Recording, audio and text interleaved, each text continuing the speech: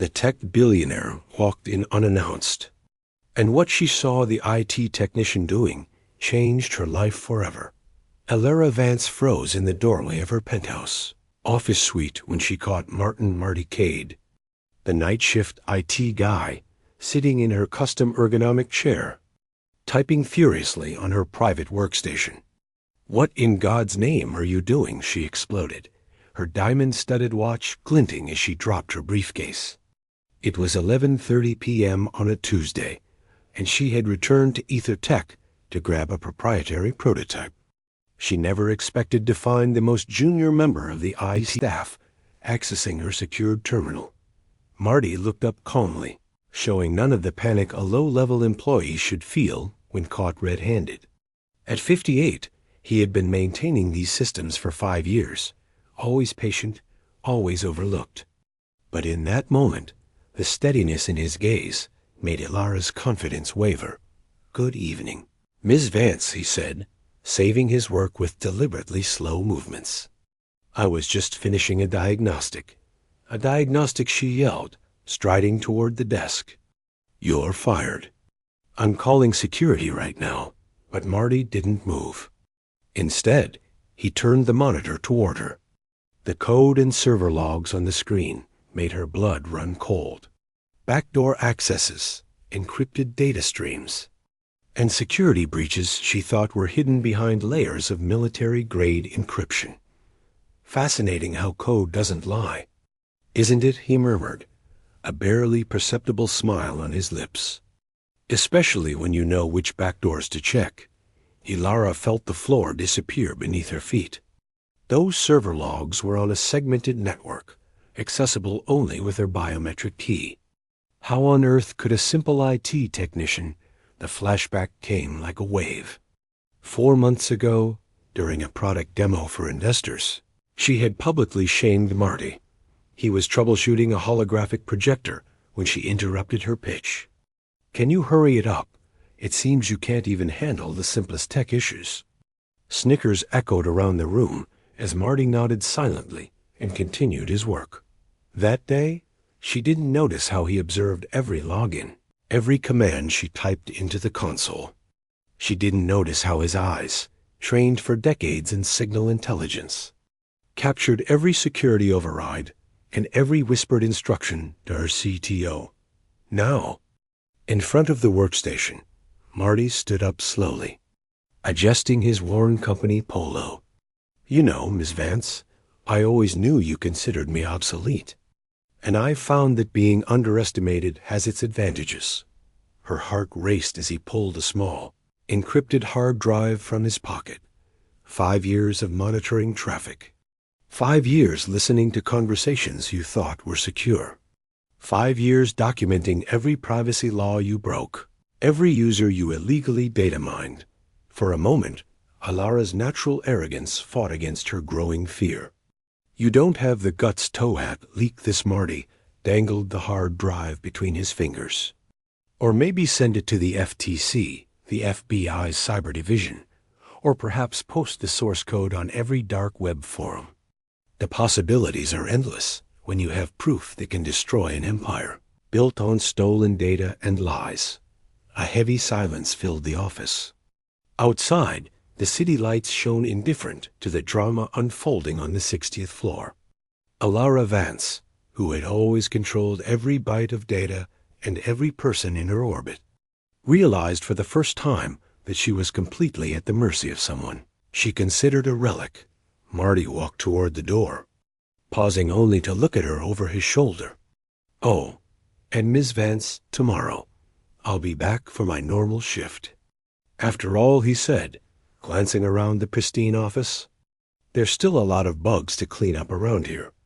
He left her alone with a question hammering in her mind. If a simple IT technician had managed to uncover her darkest secrets, what other ghosts were about to escape her servers? Continuation with new characters. Alara Vance didn't sleep a wink that night. By 6 a.m., she was on the phone with Anya Sharma, her head of corporate security. "I want this man investigated down to his social security number," she growled.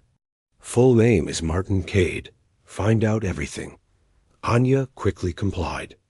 Do you want me to treat this as a critical level threat? I want you to treat it like a hostile takeover, she snapped. 2 hours later, Alara was in the office, calling an emergency meeting with HR Ben. The HR director entered nervously. Ms. Vance, about Martin Cade, he hasn't technically done anything that warrants termination for cause. His record is spotless. I don't care, Alara exploded. I want him gone today. Make something up.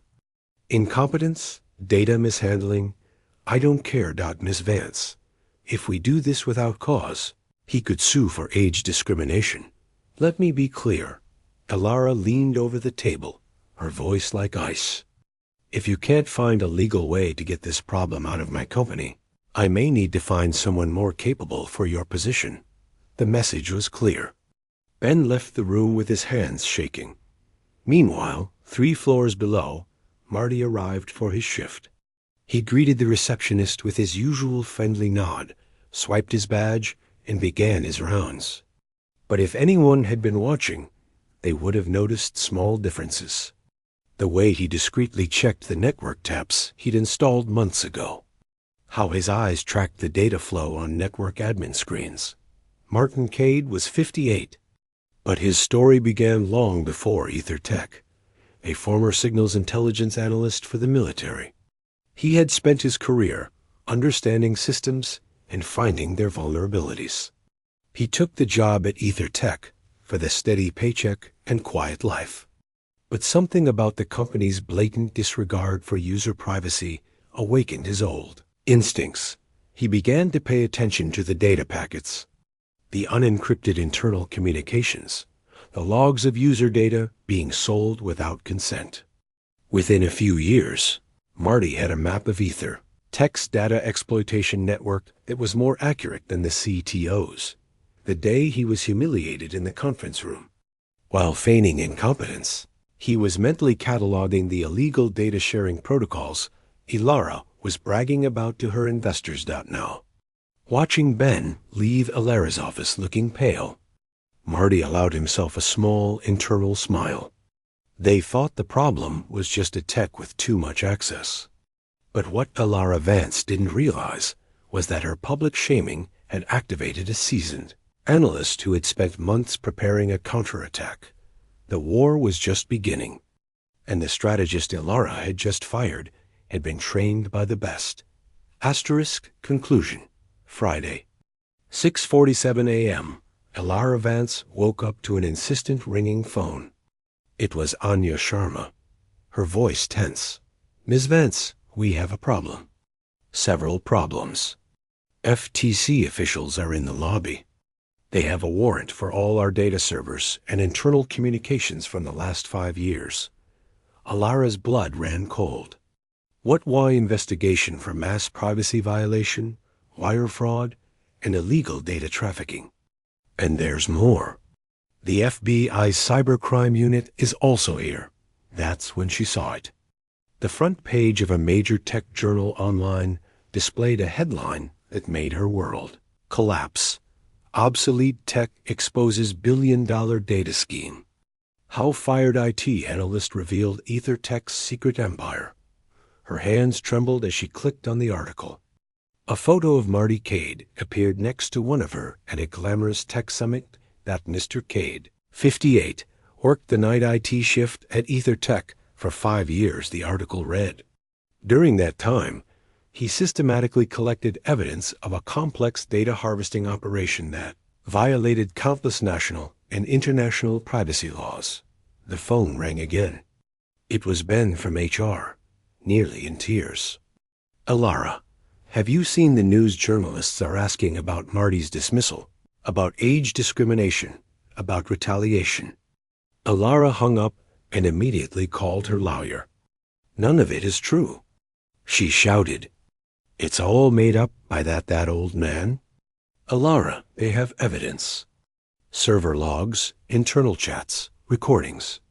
The FTC doesn't move like this without solid proof. At that moment, she remembered the server overrides she'd performed while he was rebooting a system nearby. The confidential video, calls she'd taken while he was fixing a light panel. Her phone buzzed with a social media notification. Her name was trending. Hashtag Alaravans, hashtag AETHER, scandal, hashtag justice for Marty.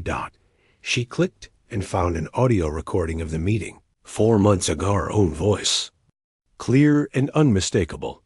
It seems you can't even handle the simplest tech issues. Asterisk. The post had thousands of shares and devastating comments. Asterisk ageism in Silicon Valley on full display. This CEO thought she could walk all over a veteran. Marty Cade is a hero. By 9 a.m. Elara was in the office trying to control the chaos when her assistant came in, looking pale. Miss Vance, there's a news crew in the lobby. They all want a statement. That's when Anya walked in with a grim expression. Elara, you need to see this. He turned on the television to a news channel. The anchor was speaking live. In a stunning twist, we've discovered that Martin Cade is not just an ordinary IT worker. Military records show he was a decorated signals intelligence analyst, specializing in cyber defense and electronic intercepts.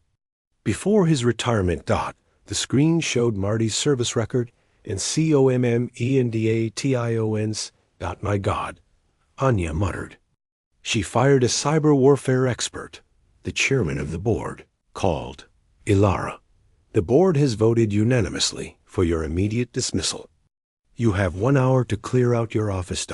As she was escorted out, she passed the IT closet where Marty kept his tools. A small, handwritten note was taped to the door. Asterisk integrity is not a function of age. That night, in her emptying apartment, Elara watched the news. Marty was being interviewed, wearing a simple but sharp blazer. Martin, what would you say to other workers who face discrimination for being out of touch? Asked the anchor. He looked directly at the camera, and Elara felt as if he were speaking only to her. I would say that your value isn't determined by those who underestimate your experience. And sometimes, being overlooked gives you the one thing every good analyst needs, the element of surprise. Elara turned off the television, finally understanding the full extent of her defeat. Marty hadn't just destroyed her professionally. He had proven that all her assumptions about age and relevance were fundamentally flawed. 6 months later, Marty Cade was sitting in a secure government office, wearing a new suit.